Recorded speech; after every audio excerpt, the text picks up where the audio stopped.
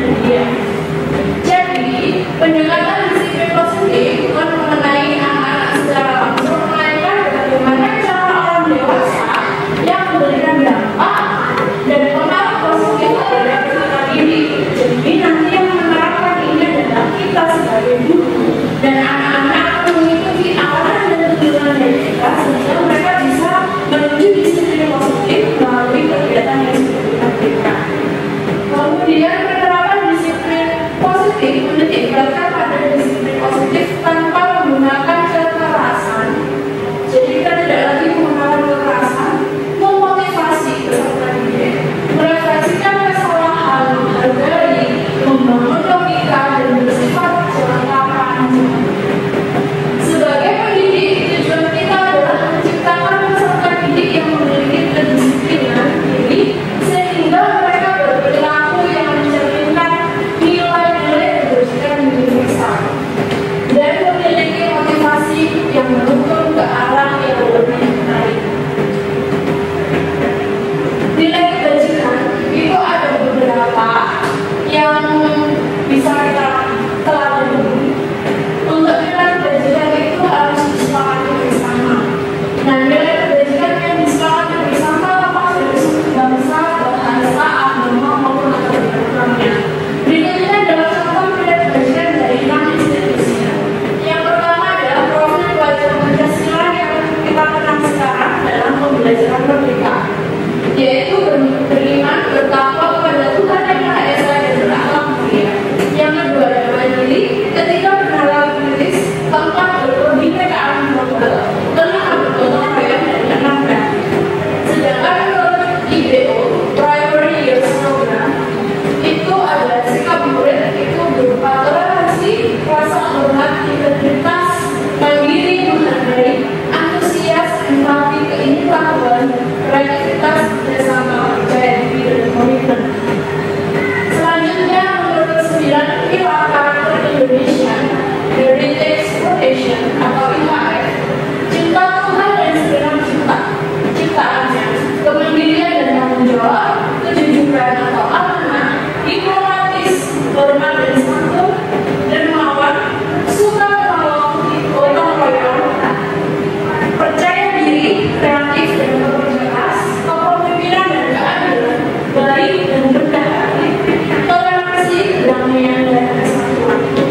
Ini adalah nilai-nilai kebajikan yang nantinya akan kita terapkan pada anak-anak. Kita belum memilih untuk menggunakan nilai kebajikan ini. Namun karena dalam pendidikan kurikulum merdeka ini kita akan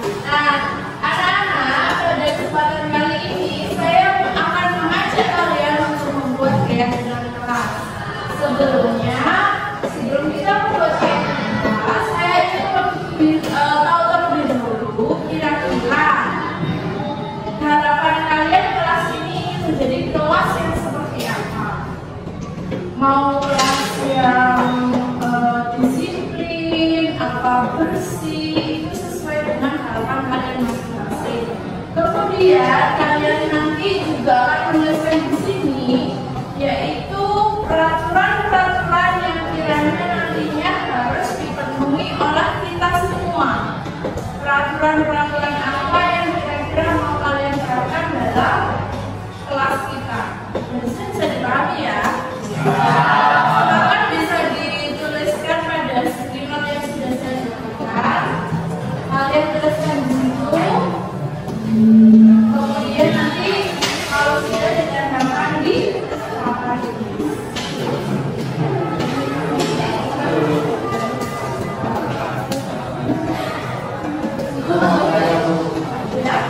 Ini dikasih nama dong. Boleh dikasih nama, boleh di-share.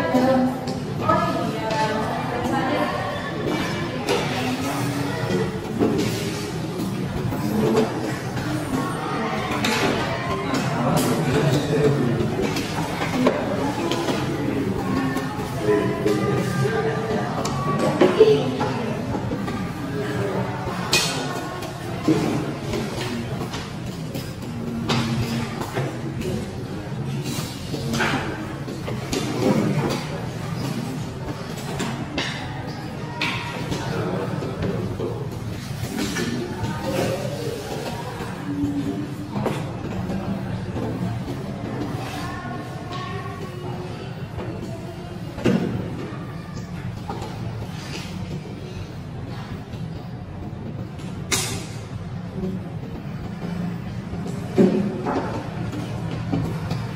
ada yang sudah selesai. Peraturannya boleh 2, boleh 3, terserah bebas.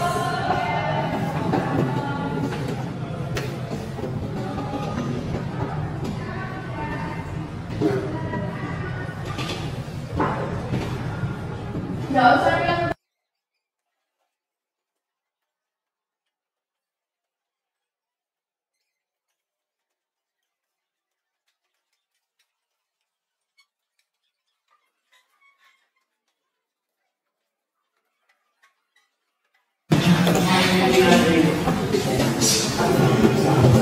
Baik, sudah semua kan ini?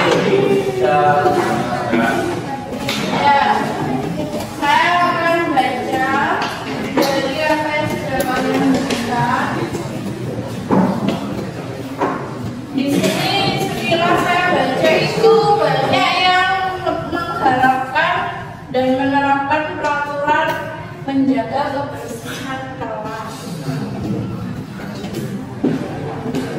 Maksudnya berarti kurang bersih ya.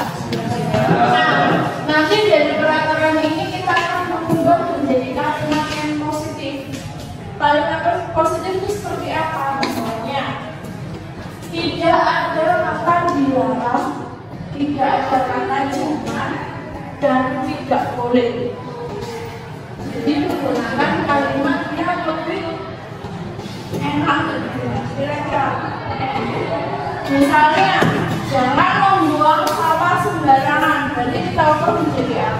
Buang Itu ya, nanti kita ubah itu ya. Nah, di sini ada beberapa peraturan kelas yang sama,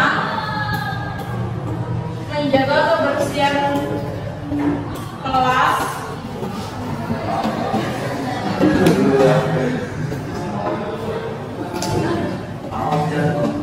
Menjaga kebersihan kelas ada beberapa. Ini juga menjaga kebersihan.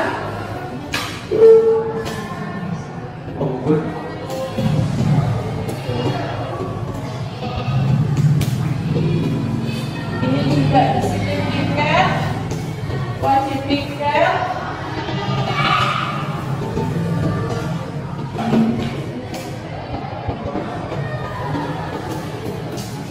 Sudah. Berarti untuk peraturan yang pertama kira-kira apa?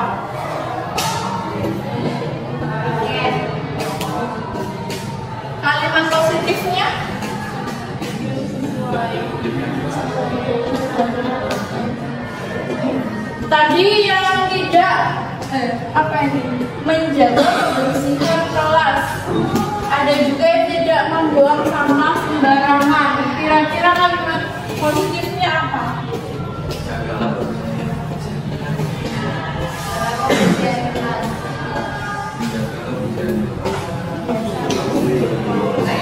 Bisa membuang sampah pada tempatnya ya.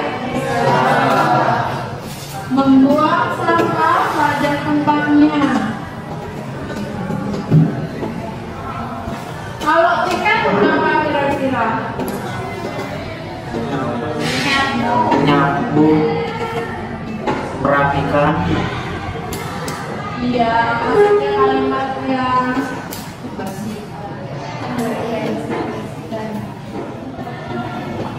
melaksanakan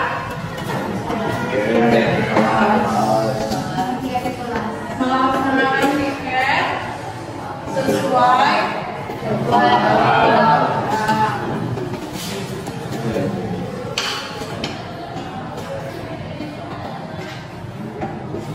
ini juga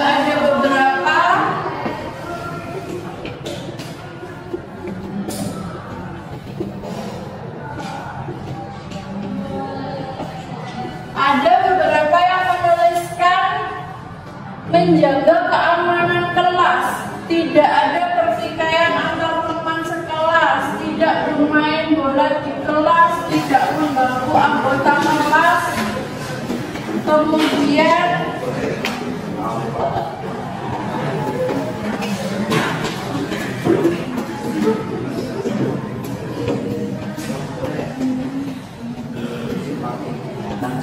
semua harus bertanggung jawab atas kelas masing-masing, tidak bermain bola di kelas juga. Berarti di kelas ini sering main bola ya? Berarti kira-kira apa yang harus kita tuliskan di sini? Tidak boleh ada kata jarak, jangan, dan tidak boleh bermain pada tempatnya. Bermain pada tempatnya. Bermain pada tempatnya pada saat apa kira-kira?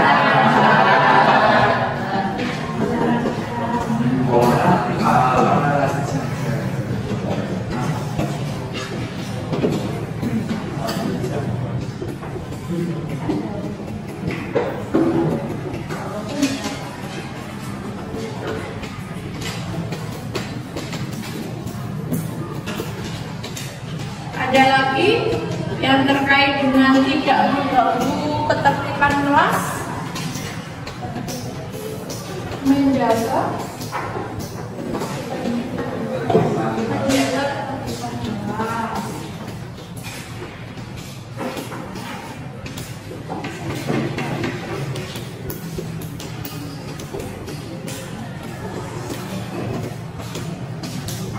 ada lagi mungkin tidak ada. Ini ada datang tepat waktu, tidak terlambat saat mapel. Ini juga tidak terlambat, datang tepat waktu. Kira-kira kalau tidak datang terlambat itu menjadi kalimat positif itu bagaimana? Datang tepat waktu.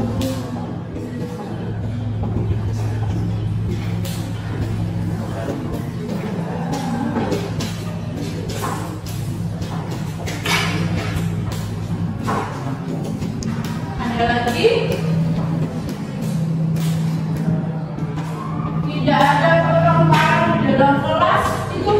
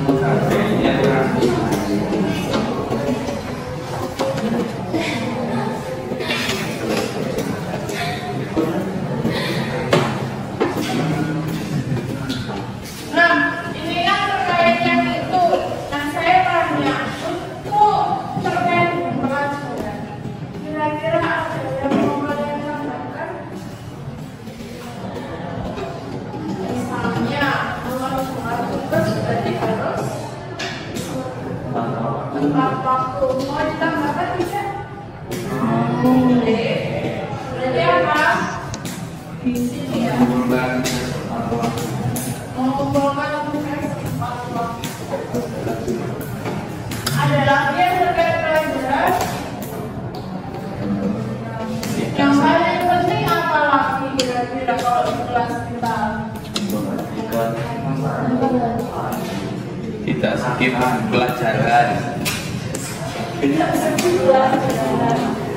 Bagaimana kalau kita membuat sebuah keyakinan kelas yaitu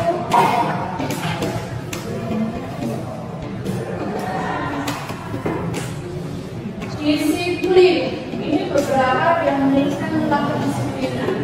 Kalau disiplin berarti apa kira-kira?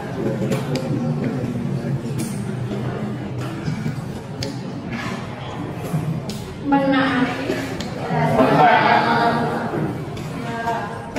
peraturan apa?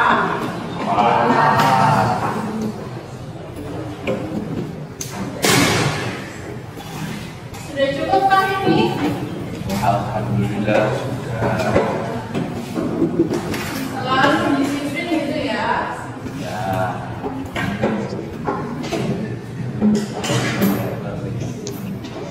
Nah, sekarang kita akan memetakan dari kalimat-kalimat positif ini menjadi sebuah keyakinan kelas. Kira-kira dari kalimat ini yang sudah kita tuliskan tadi itu mengandung nilai kebaikan apa? Masih bingung? Oke, akan saya panggil. Membuang sampah pada tempatnya. Berarti nilai kebaikannya adalah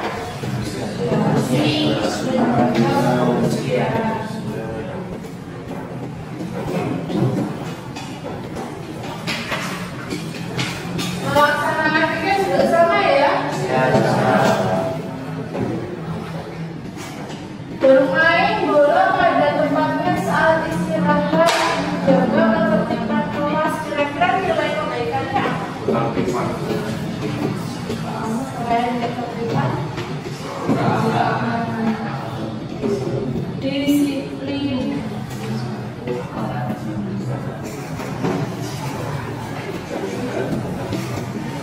Selanjutnya, datang tepat waktu juga termasuk disiplin ya. Saling menghargai sesama, menjaga solidaritas sesama, kira-kira masuk apa? Kerukunan. Saling menghormati, kerukunan juga bisa ya.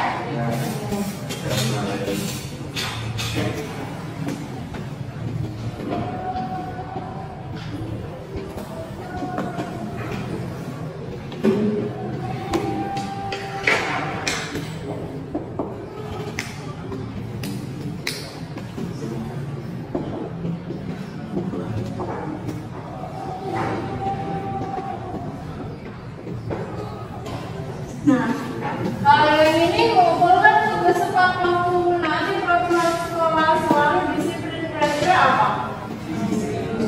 Selain disiplin berarti harus bertanggung jawab.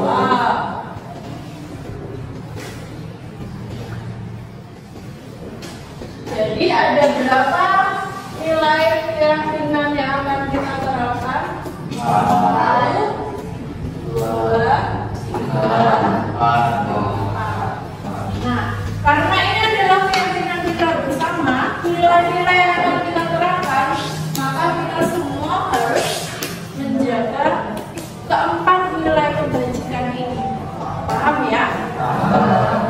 Bila ada yang melanggar berarti ada konsekuensi. Kira-kira konsekuensinya apa? Saya gas. Denda ya.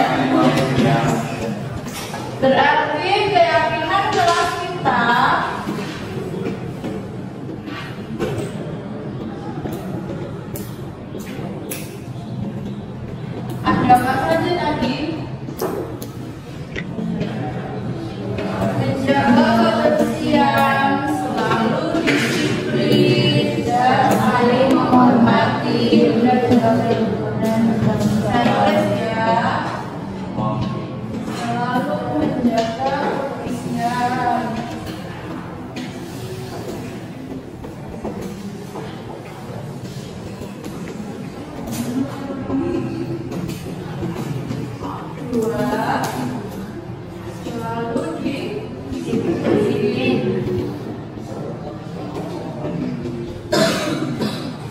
Tiga, saling menghormati.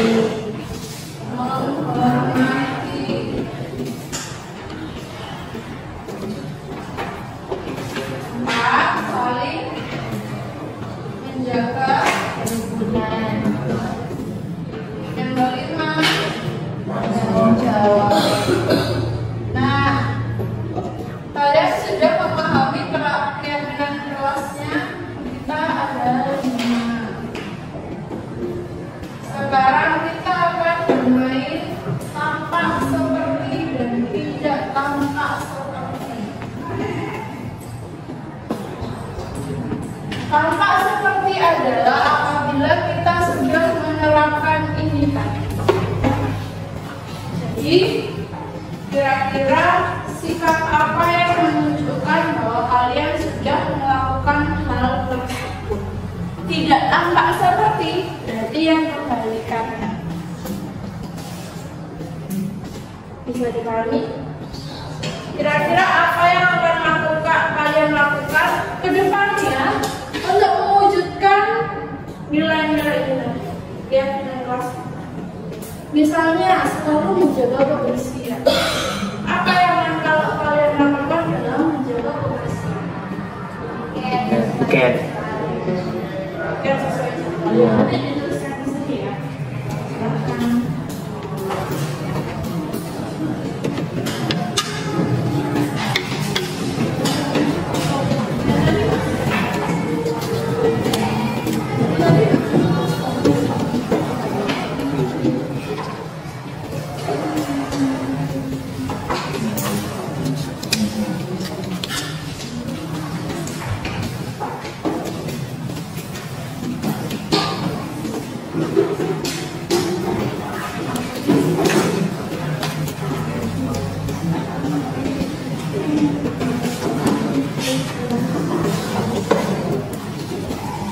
Silakan buat 2 atau 3 sikap tampak seperti dan tidak tampak seperti.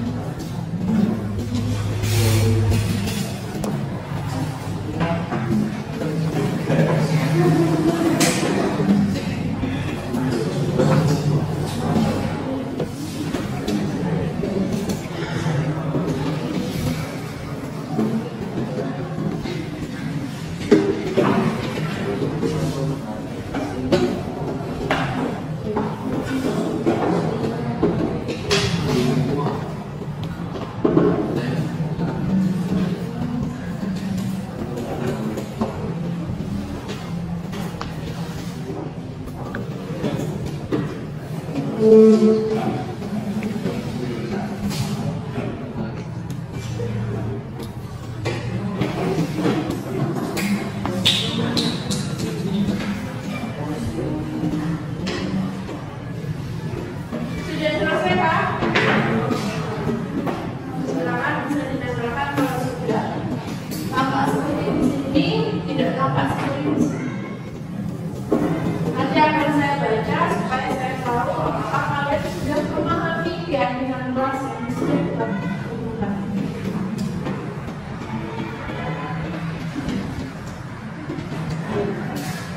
Ambil salah satu atau salah dua. Kalau semuanya nanti kelamaan.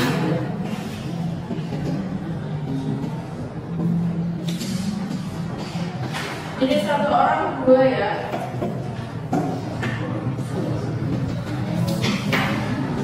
Satunya tampak seperti, satunya tidak tampak seperti.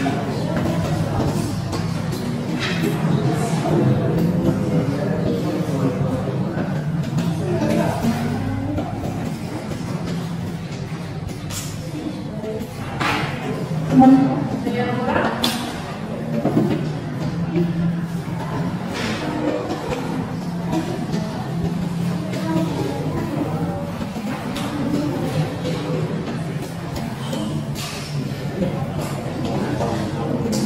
Di atasnya tuliskan nilai TF 6 kelas mana yang kalian tuliskan.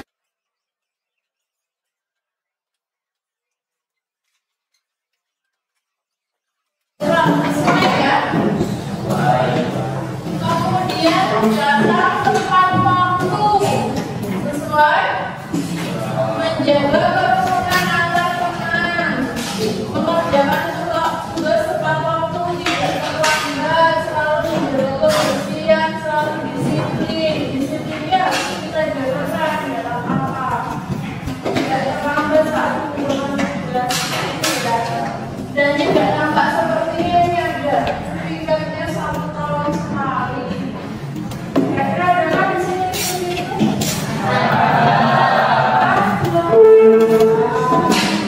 Terlambat mengejek teman.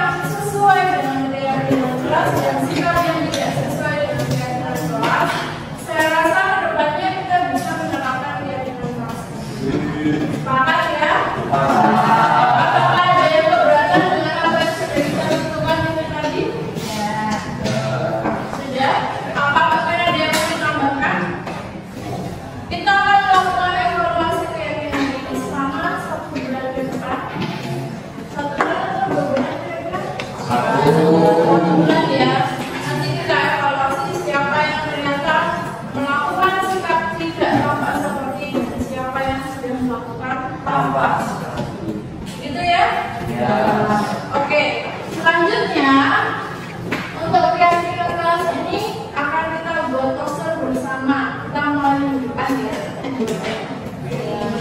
Ada pertanyaan? Tidak. Terima kasih kalau gitu. Berarti kita sudah sepakat dengan keyakinan kelas kita, yaitu yang pertama selalu menjaga kebersihan, 2 selalu disiplin, 3 saling menghormati, 4 saling menjaga kerukunan dan bertanggung jawab. Mulai sekarang silakan diterapkan itu dalam keseharian kalian dan jangan sampai melakukan kegiatan yang tidak tampak. Saya akhiri. Assalamualaikum warahmatullahi wabarakatuh.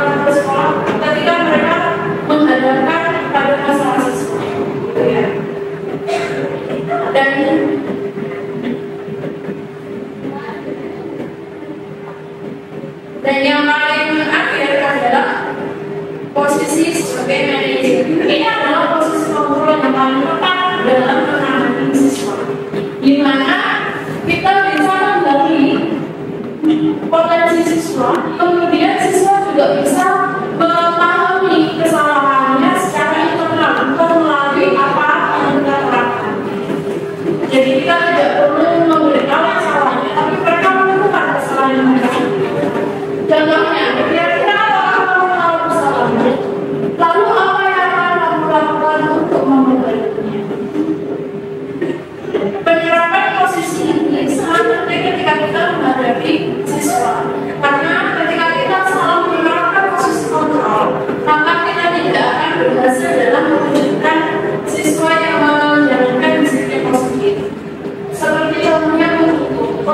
itu berdampak tidak baik.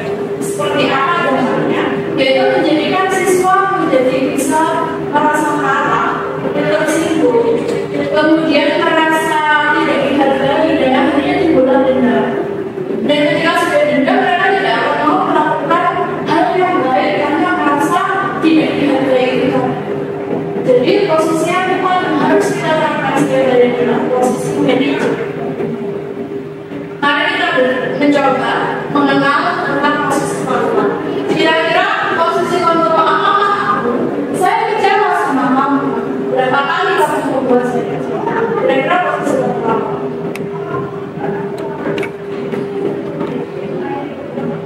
Saya kecewa sama kamu. Berapa kali kamu membuat saya kecewa? Posisi kontrol pembuat rasa bersalah. Selanjutnya, silakan hormat kepada bendera selama 1 jam. Pakai sepatu, silakan tidak pakai sepatu sampai pulang. Nah, dalam menangani masalah siswa, kita perlu menerapkan yang namanya segitiga restitusi, yaitu sebuah dialog yang dilakukan guru agar dapat menghasilkan murid yang mandiri dan bertanggung jawab. Langkah-langkah dalam melakukan segitiga restitusi itu ada 3. Yang pertama, menstabilkan identitas. Berdasarkan prinsip membuat kesalahan adalah bagian dari proses pembelajaran. Kira-kira kata-kata yang bisa kita gunakan untuk menstabilkan identitas apa saja? Tidak apa-apa kamu berbuat salah. Itu manusiawi. Jadi kita menganggap bahwa semua kesalahan itu bisa terjadi, sehingga mereka tidak merasa bersalah. Itu yang paling penting. Jadi tidak ada manusia yang sempurna. Kesalahan seperti itu sudah bisa mungkin saja terjadi. Kamu berhak merasa seperti itu. Bapak Ibu juga pernah melakukan kesalahan seperti itu. Karena pada dasarnya kita adalah manusia yang bisa membuat salah tanpa sengaja maupun disengaja. Setelah kita bisa mengenal identitas, yang perlu kita lakukan adalah memvalidasi tindakan yang salah. Berdasarkan prinsip setiap manusia berusaha untuk memenuhi kebutuhan tertentu di dasar kebutuhan manusia, maka kita bisa menerapkan dengan pertanyaan atau pernyataan. Kamu pasti punya alasan kenapa melakukan itu. Jadi ketika anak-anak melakukan sebuah tindakan, mereka memiliki alasan kenapa, entah mencari kebenaran, entah melawan untuk mendapatkan kesenangan tersendiri. Itu adalah ada alasannya. Kemudian kalau bisa melakukan yang buruk dari ini, kamu pasti tidak tahu melindungi apa yang kamu miliki. Setiap perubahan pasti ada penyebabnya. Jadi kita akan menggali validasi tindakan mereka. Selanjutnya menanyakan keyakinan. Berdasarkan prinsip membuat kesalahan adalah bagian dari proses pembelajaran. Apa keyakinan kelas kita? Nilai-nilai apa yang telah disepakati bersama? Seperti apa gambaran sebuah kelas yang ideal menurut kamu? Dan bagaimana kamu mau jadi orang seperti apa? Peralatan sekolah apa yang sudah kamu lakukan? Itu sudah termasuk dalam menanyakan keyakinan. Ini adalah contoh penerapan segitiga restitusi yang sudah dilakukan.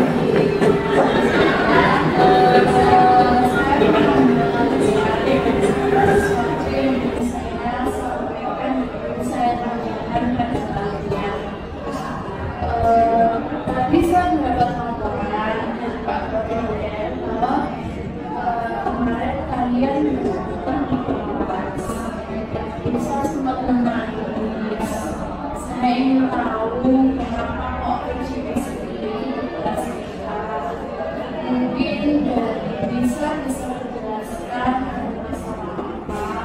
Jadi saya harap pernah menanyakan saya wah, banyak kamu aja yang laporan.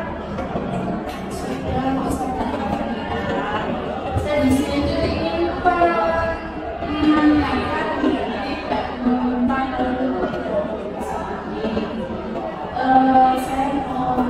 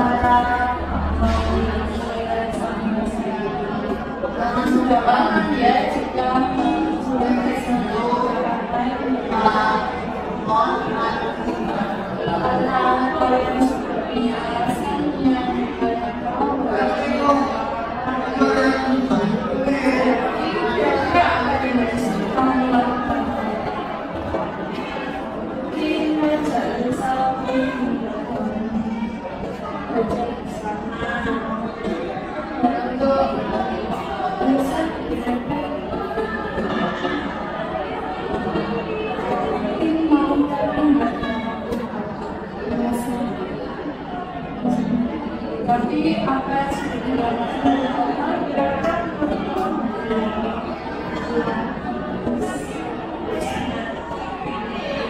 apakah yang kalian lakukan ini sesuai dengan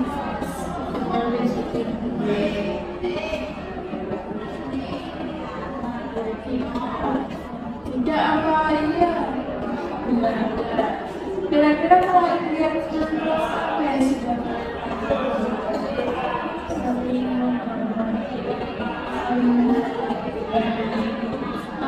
sudah tahu kalau semangat berarti ke depannya harus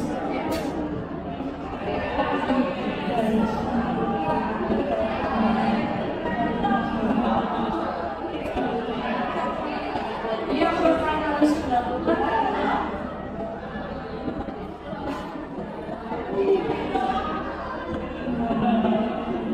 ya dengan apa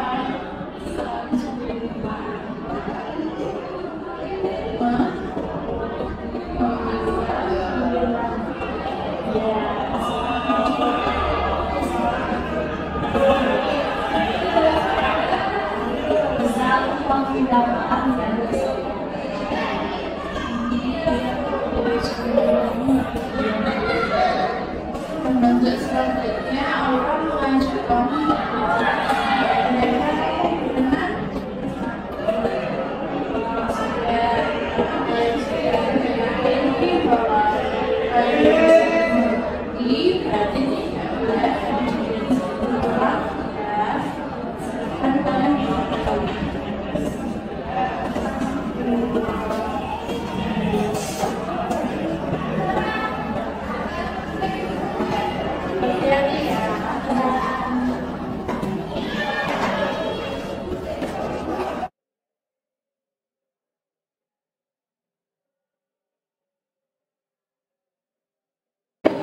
diskusi dengan saya tentang penerapan budaya positif di sekolah. Kira-kira mungkin ada yang mau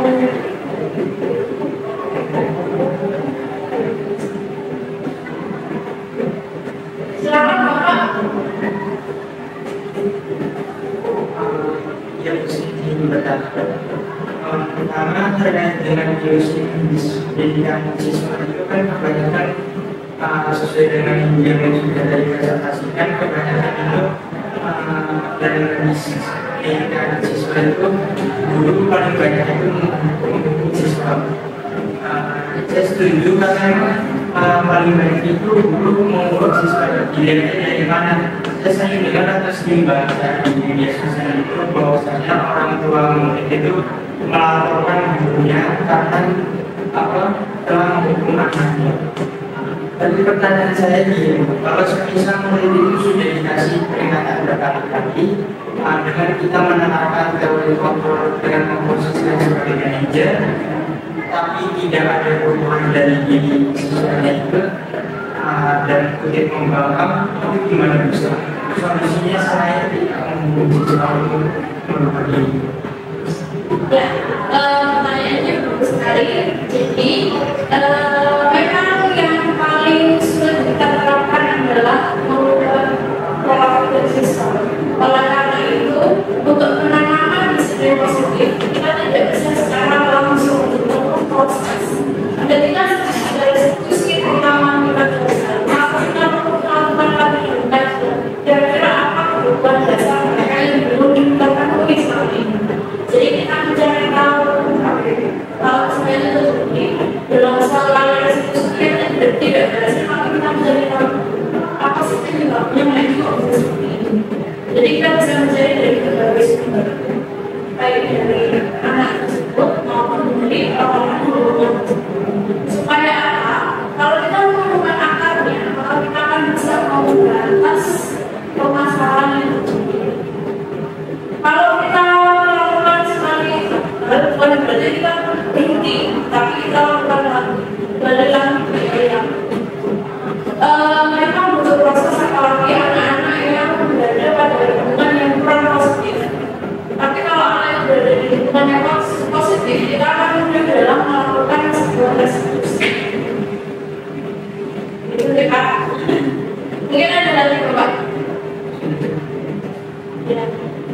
minum dan air, ibu monggo. Sebenarnya pertanyaannya tentang disiplin anak tadi seperti itu. Cuma di sini kan saya sebagai pengajar guru fisika. Terus di kelas 10 ini kan ada beberapa guru fisika. Intinya mereka dulu memiliki bahasa mereka. Jadi mereka pasti belajar semua pelajaran itu mereka pelajari. Tetapi ada beberapa siswa yang beberapa tidak suka mengajarkan menggambarkan siswa itu sedikit atau bahkan mereka menganggapnya seperti ini. Kan saya kelas 11 tidak mau memilih jurusan IPA, jadi untuk apa saya bisa belajar fisika kayak gitu. Nah, jadinya perhatian siswa itu bisa dengan hadiah gitu ya kita harapkan seperti ini. Tapi apakah ada solusi lain untuk kita bisa mendisiplinkan siswa? Oh, baik. Saya rasa ini kasusnya juga sama dengan pelajaran saya. Karena saya kan pelajaran seni, mana anak tidak semuanya memiliki bakat seni dan minat pada seni. Nah, yang saya lakukan, saya tidak memberikan hadiah atau berbeda pada siswa. Tapi saya menerapkan diferensiasi. Jadi, saya memenangkan siswa sesuai dengan minat mereka. Misalnya, saya menerapkan gambar ilustrasi. Maka saya membebaskan mereka untuk membuat gambar seperti yang mereka mau. Apapun hasilnya itu adalah hasil dari mereka. Kemudian kadang ada yang minat tapi ada yang minat musik, ada yang minat vokal. Maka saya membuat yang sesuai dengan minat mereka. Kalau misalnya fisika, saya rasa bisa dengan memberikan tentang soal yang berbeda. Bagi yang tidak minat, bagi yang minat itu pasti berbeda. Karena yang minat otomatis soal mudah dia akan minta yang agak sulit, tidak lagi yang lebih sulit. Kalau saya tidak minat, karena pada dasarnya dia tidak minat, kita bisa memahamkan bahwa fisika itu menyenangkan sama seperti yang saya lakukan. Dengan apa? Lakukan explaining yang pasti, kemudian memahamkan pada siswa bahwa semua itu memiliki potensi yang sama dalam pembelajaran kita. Jadi meskipun kadang orang mengenal kalau tidak punya informasi, maka dia tidak akan bisa melakukan kegiatan seni, itu salah. Jadi kita memahamkan itu secara berulang-ulang dan kontinuitas yang baru. Karena kita tidak bisa menyadarkan seseorang menjelaskannya dalam ruang sekali. Kita itu proses yang akan lama. Kemudian selanjutnya saya juga merubah sudut pandang saya bahwa tidak semua anak itu memiliki pelajaran saya, sehingga saya tidak bisa memaksa kelas yang memang benar-benar tidak menyukai pelajaran seni. Seperti kelas olahraga, itu kalau seni itu sangat sulit sekali, sehingga saya menerapkan apa ya, perbedaan kemampuan. Kalau di kelas IPA, saya menerapkan yang lebih sulit, yang di kelas olahraga saya permudah. Jadi tidak saya samakan karena memang kondisi kelasnya itu berbeda. Selanjutnya saya juga kadang menerapkan mereka ingin pelajarannya seperti apa. Jadi kita tanyakan kepada mereka pelajarannya seperti apa. Kalau sudah, maka kita akan membuat sesuai dengan suasana kelas yang kita punya. Seperti itu. Karena kalau kita menerapkan dia kedepannya mereka hanya mengharapkan imbalan hadiah itu. Kalau tidak ada hadiah, semua hadiah langsung. Jadi kita usahakan meningkatkan motivasi tanpa memberikan hadiah atau memberikan. Nah, memang hal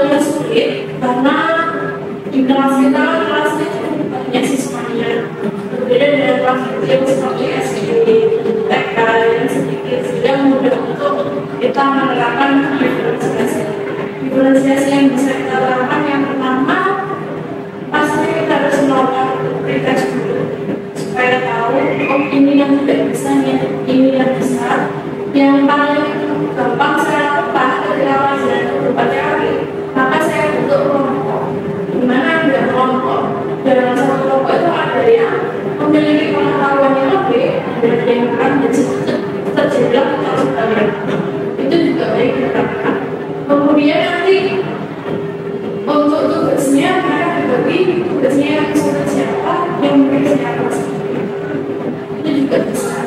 Dan nanti mereka mempresentasikan kita kelas dan mereview hasil presentasi mereka. Itu juga bisa saya lakukan. Atau membuat sesuatu yang menyenangkan dengan model mind mapping. Dari materi-materi itu dibuat mind mapping di dunia atau di kertas besar nanti didapat di kelas juga bisa. Supaya anak-anak ketika tidak belajar fisika pun mereka ingat rumusnya ini. Jadi mereka bisa membakal rumus-rumus itu tanpa mereka sengaja gitu. Karena kebiasaan melihat akhirnya mereka ini adalah ya silakan. Jadi Om Lila sempat jelaskan posisi kontrol yang baik dengan anak SMA. Bagaimana solusinya ketika guru itu sudah terlatih menggunakan posisi kontrol yang salah, itu perbaikannya untuk anak dan gurunya itu bagaimana? Oh iya, untuk posisi kontrol itu sebenarnya bertahap prosesnya. Jadi tidak memang bisa naik turun. Kita bisa menerapkan posisi kontrol itu sesuai dengan kebutuhan. Sebenarnya seperti itu. Cuman yang lebih baik adalah untuk menerapkan setiap harinya adalah posisi kontrol seperti ini. Jadi tidak ada tingkatannya. Mungkin kita sekarang jadi penghukum karena kita sudah tahu konsekuensinya menjadi penghukum itu seperti apa. Kita bisa menerapkan kontrol seperti salah. Kemudian teman, kemudian memantau dan akhirnya menjadi seorang manajer. Prosesnya itu memang agak lama, tapi kalau kita sudah bisa memahami dari kebutuhan dasar manusia, kemudian motivasi perilaku manusia, dan akhirnya kita akan memahami bagaimana cara kita melakukan sebuah proses kontrol seperti itu. Tidak masalah jika saat ini kita masih menjadi penghukum, bukan berarti kita salah, tidak. Tapi kita bisa meningkatkan kapasitas kita dalam mendidik siswa menjadi lebih baik.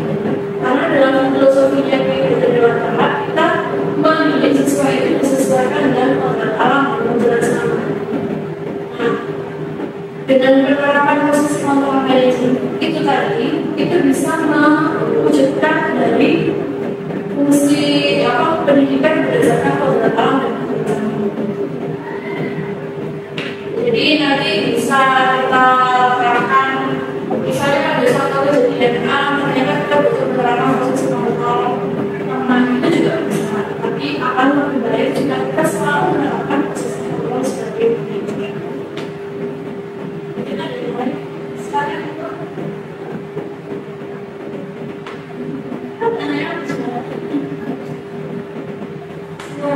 Oh iya, silakan. Apakah kan tadi ya ada beberapa posisi kontrol itu apakah bisa misalnya lebih dari satu posisi kontrol itu kita terapkan tidak bisa. Jadi dalam suatu masalah kita melakukan satu posisi. Kalau beda ini beda masalah. Jadi pada saat nanti kita bisa mencapai tahap posisi sebagai manajer. Apabila kita sudah melewati itu semua, kita akan paham bagaimana caranya menerapkan posisi kontrol sebagai manajer. Sebenarnya seperti itu. Karena kalau kita keluar sebagai penghukum, kenapa bisa sampai pada posisi itu? Karena guru tersebut belum memahami kebutuhan dasar siswa sendiri. Ketika kita sudah mendapatkan dari posisi manajer, kita sudah paham. Oh ternyata anak-anak ini kalau seperti ini, sepertinya kakak ini. Kita sudah tahu sebabnya, tapi kita tidak langsung mengatakan pada siswa, tapi kita menggali sehingga mereka yang mengungkapkan sendiri. Seperti itu posisinya. Setelah mereka menggali, mengungkapkan sendiri apa yang mereka rasakan, apa yang mereka pikirkan, mengapa kok mereka lakukan itu, maka mereka akan menggali solusi yang sudah mereka perbuat dari solusi dari apa yang sudah mereka perbuat. Jadi kalau mereka sudah paham, saya ternyata salah ya benar. Mereka akan tahu solusinya. Itu posisinya seperti itu. Tapi kalau posisi yang lain itu tidak sampai pada sana, hanya berhenti pada saat kejadian itu saja, dan anak-anak tidak menemukan dan mendapatkan solusi dari masalahnya dari dirinya sendiri. Jadi kan kalau saya menghukum, kalau menghukum sudah anak tidak sadar bahwa saya sudah salah. Jadi itu bertahap dengan proses pengaturan ini. Satu kali kita mengenal sebuah masalah yang bisa kita terapkan pada proses pengaturan ini sebenarnya. Karena kita ingin mewujudkan pendidikan sesuai dengan filosofi yang ditentukan. Ada yang menambahkan? Ada yang sepakat. Misal sudah ada posisi kontrol posisi kontrol energi ke siswa B, tapi nanti siswanya itu lambat laun itu mengulangi lagi kesalahannya kayak nggak kesalahan apa gitu. Jadi kayak apa yang harus kita lakukan nanti ketika kejadian itu terulang kembali? Ya, baik. Ketika sebuah proses kontrol manajemen kita lakukan ternyata salah atau tidak berhasil, maka kita harus benar-benar mencari tahu penyebab dari sistem tersebut, kenapa bisa mencapai melakukan sebuah hal seperti itu. Faktor dalam manusia itu melakukan sebuah tindakan adalah faktor eksternal dan internal. Kita mengalami faktor itu, kemudian setelah itu kita memahami bahwa lingkungannya seperti apa juga, itu juga mempengaruhi dari berbagai siswa. Nah, kita juga menggali juga keyakinan kelasnya sebagai apa yang tadi. Kira-kira adakah kesalahan dalam keyakinan kelas itu kok dia tidak mau melakukan itu sesuai dengan keyakinan kelasnya sebagai melakukan. Dari situ maka kita perlu melakukan diskusi juga dengan orang tua, dengan BK seperti itu untuk melakukan tindak lanjut dari hal yang sudah kita lakukan.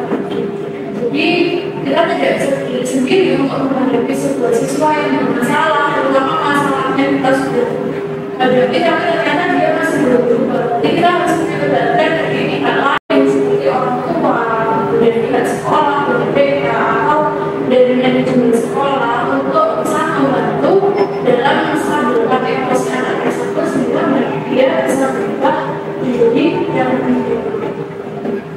Pendekatan-pendekatannya banyak sekali di sini. Kira-kira ada lagi?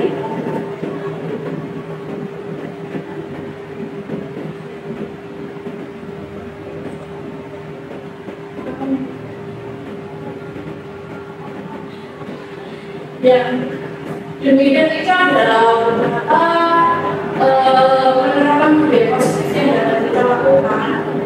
Harapannya depannya nanti kita bisa menerapkan budaya positif ini dalam setiap kegiatan budaya kita. Karena saat ini anak-anak banyak yang sulit sekali untuk kita dapati. Karena perubahan zaman memang sudah sangat terasa sekali. Kalau zaman yang saya sekolah itu menghukum itu adalah biasa dan itu menjadi sebuah motivasi. Ketika mendapat hukuman kita malu dan akhirnya kita berubah untuk menjadi lebih baik. Tapi untuk saat ini menghukum tidak menyelesaikan masalah, malah justru menambah masalah. Karena anak sekarang sudah berbeda zaman dengan anak dulu. Zamannya saya dan zamannya bapak ibu, zamannya sekarang sudah berubah. Jadi kita harus mengikuti perubahan zaman ini dan merubah mindset dan pola kita, terutama dalam menghadapi sikap siswa yang dirasa tidak sesuai dengan harapan sekolah. Dan dengan memahami ini nanti akan terwujud nilai-nilai pendidikan siswa sesuai dengan profil pelajar Pancasila yang selanjutnya mereka bawa sampai jenjang di masyarakat, mana mereka harus berkumpul dengan banyak orang dan bisa menjadi contoh masyarakat yang baik bagi seluruh masyarakat kita. Demikian yang bisa saya presentasikan. Demikian juga praktek yang sudah bisa saya